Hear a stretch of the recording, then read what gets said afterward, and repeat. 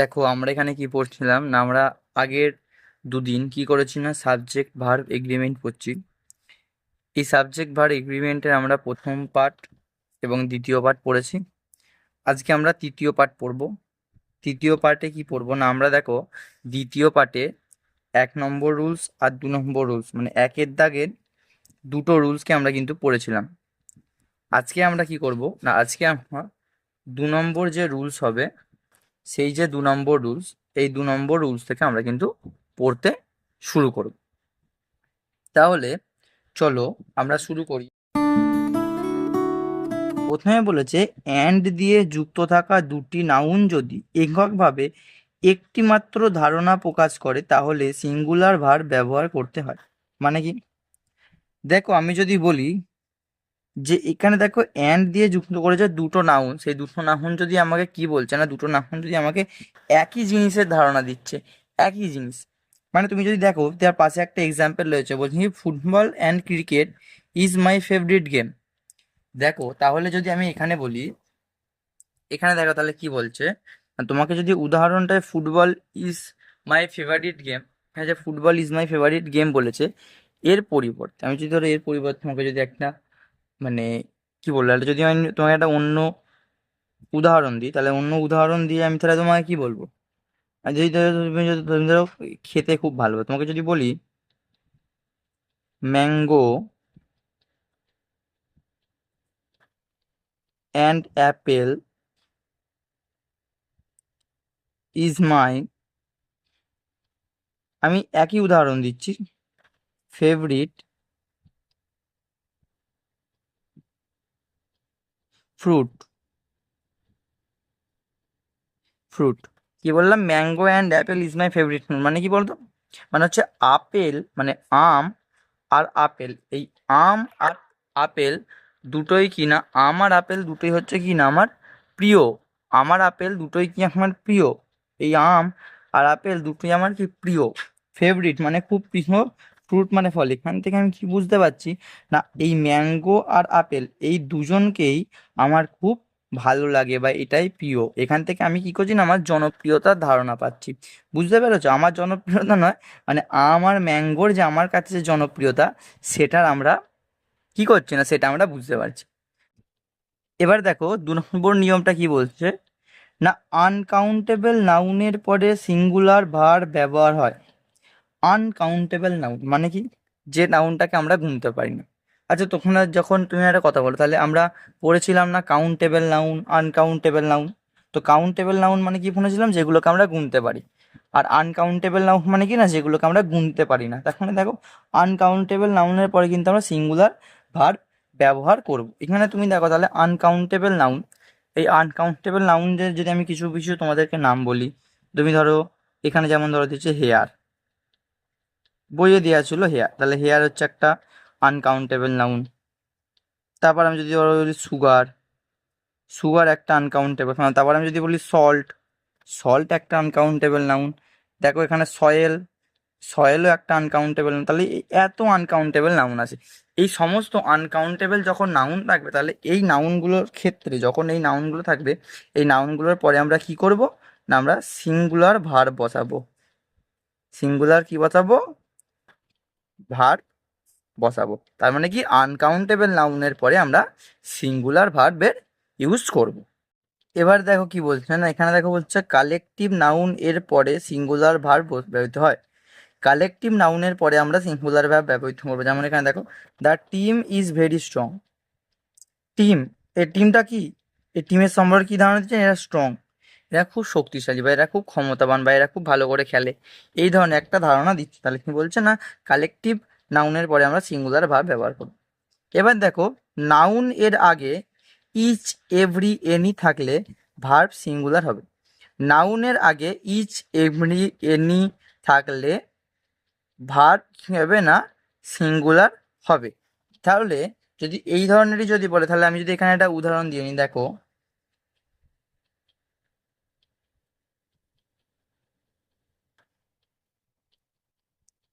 ধরো I go to school everyday. এক্ষেত্রে বোঝানো, আমি এখানে একটা বললাম, এখানে যদি আর একটা যদি দিই তোমাকে, আমি যদি দিই কি দেবো বলো তো? যদি এটা থাকে, ইচ স্টুডেন্ট উইল বি, এটা বইয়ের উদাহরণ, পানিশড। তাহলে ইচ স্টুডেন্ট, এই যে ইচ, এবার দেখো স্টুডেন্ট, প্রতিটি ছাত্র, প্রতিটি ছাত্রকে কি করা হয়েছে, না পানিশড করা হয়েছে, শাস্তি দেওয়া হয়েছে। বা তাহলে বুঝতে পারলে, তার মানে এখানে আমাকে কি বললো, না দেখো আমাকে তাহলে এখানে কি বললো, নাউনের আগে ইচ এভরি এনি থাকলে ভার্বটা কিন্তু সিঙ্গুলার হবে। দেখো এখানে আমাদেরকে কি বুঝতে হবে, কোনগুলো বুঝতে হবে বলতো, না কখন আমরা কোন ভার্বের ব্যবহার করব, কখন আমরা কোন ভার্বের ব্যবহার করব, এটাই কিন্তু আমাদেরকে এখানে বুঝতে হবে। দ্বিতীয়ত এবার দেখো পরেরটা, one of, each of, either of, neither of, noun of এর পরে সবসময় প্লুরাল নাউন বসে, কিন্তু সিঙ্গুলার ভার্ব ব্যবহার করতে হয়। তাহলে ভালো করে বোঝো, এটা কিন্তু একটা গুরুত্বপূর্ণ জিনিস যেটা তোমরা নতুন ভাবে শিখছো। দেখো one of, each of, either of, neither of এবং নাউন অফ, যখন এইগুলো এই ওয়ার্ডগুলো যখন থাকবে, তখন এদের পরে যে আমি নাউনটা বসাবো, সবসময় সেই নাউনটা কি হবে, প্লুরাল নাউন হবে। প্লুরাল নাউন মানে কি, না নাউনের সঙ্গে এস বা ইএস যোগ থাকবে। এবং ভার্ব কিন্তু আমরা কি করব, না প্লুরাল নয় সিঙ্গুলার ব্যবহার করব। তাহলে সিঙ্গুলার ভার্ব ব্যবহার করব এবং নাউন কি ব্যবহার করব, না প্লুরাল ব্যবহার করব। কখন ব্যবহার করব, না যখন আমাদের one of, each of, either of বা নাইদার অফ এই ওয়ার্ডগুলো থাকবে। বোঝা গেল?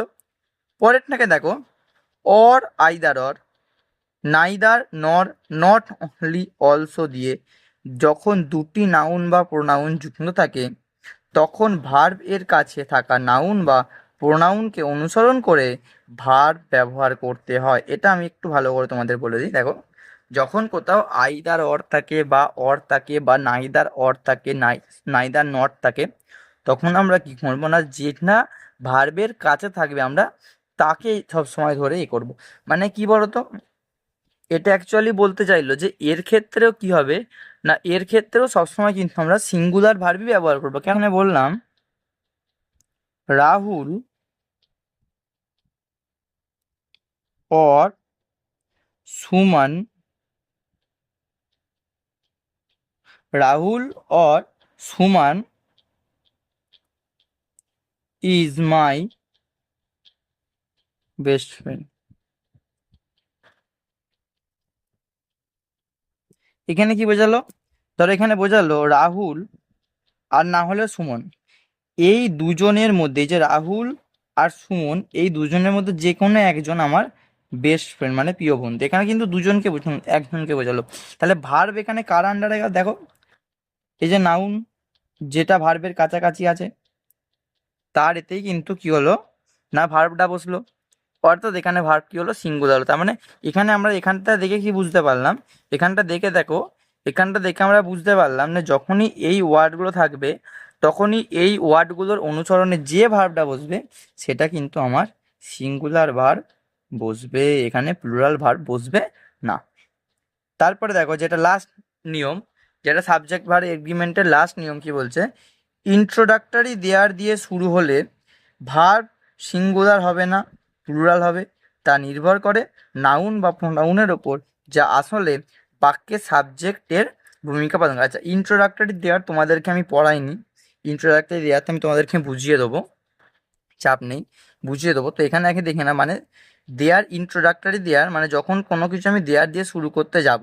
ইন্ট্রোডাক্টরি দেয়ার বলতে এখানে যেটা বোঝাচ্ছে আপাতত বুঝে নাও, যে যেটাকে আমরা দেয়ার দিয়ে শুরু করতে যাব। তো কোনো ওয়ার্ডকে বা কোনো বাক্যকে আমরা যখন দেয়ার দিয়ে শুরু করব, কোনো বাক্যকে যদি আমরা দেয়ার দিয়ে শুরু করি, তো তখন কি হবে, না সেই যে সেন্টেন্সে, সেই সেন্টেন্সে ভার্ব সিঙ্গুলার হবে না প্লুরাল হবে, সেটা নির্ভর করবে কার ওপর, নাউনের ওপর। যদি দেখাও এখানে নাউন আমার কি হবে, সিঙ্গুলার, তাহলে ভার্ব হবে সিঙ্গুলার।